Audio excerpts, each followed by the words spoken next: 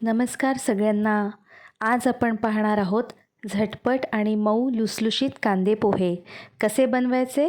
चला तर मग आता पाहूया आपण झटपट कृती आणि त्याचं साहित्य पाहूया. 2 कांदे उभे चिरून घेतलेले आहेत, 2 हिरव्या मिरच्या चिरल्या आहेत आणि 2 बटाटे चिरून घेतलेले आहेत. चिरलेले बटाटे फोडणीत टाकण्यापूर्वी पाण्यात ठेवा म्हणजे ते काळे पडणार नाहीत. पोहे बनवण्यासाठी नेहमी जाड किंवा मध्यम पोहे वापरा. पातळ पोहे म्हणजेच चिवड्याचे पोहे भिजवल्यास त्याचा लगदा होऊ शकतो. पोहे 1-2 वेळा हलक्या हाताने धुवून घ्या. पोहे पाण्यात भिजवून ठेवू नका, फक्त ओले करा. आता 5 ते 10 मिनिटं आपण झाकण लावून पोहे तसेच ठेवणार आहोत. आता आपण ह्यात 1 ते 1.5 चमचा मीठ घालणार आहोत आणि 1 चमचा साखरसुद्धा घालणार आहोत. आता आपण छान ते पोह्यांमध्ये मिक्स करणार आहोत.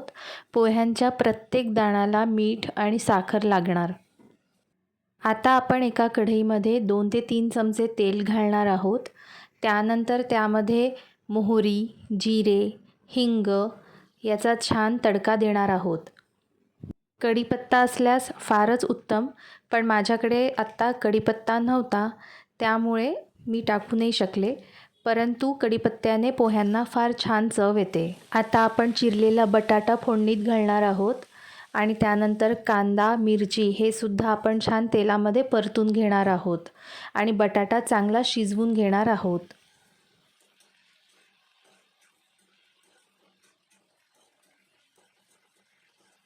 आता आपण बटाटा आणि कांदा चांगला शिजण्यासाठी झाकण लावणार आहोत आणि वाफेवर त्याला शिजू देणार आहोत. बटाटा चमच्याच्या साहाय्याने फोडून बघावा म्हणजे समजतो शिजला आहे की नाही शिजला आहे. थोडासा शिजायचा बाकी होता म्हणून आपण झाकण लावून वाफ काढून घेतलेली आहे. आता आपण त्यामध्ये शेंगदाणे घालणार आहोत आणि शेंगदाणे छानपैकी त्या तेलात परतून घेणार आहोत. आता हळद आणि धने पावडर आपण ह्यात घालणार आणि छानपैकी मिक्स करून घेणार आहोत.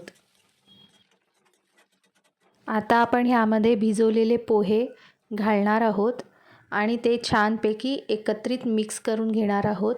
त्यामध्ये सोबत कोथिंबीर घातलेली आहे म्हणजे जेणेकरून कोथिंबीर सगळीकडे लागेल, मिक्स होईल.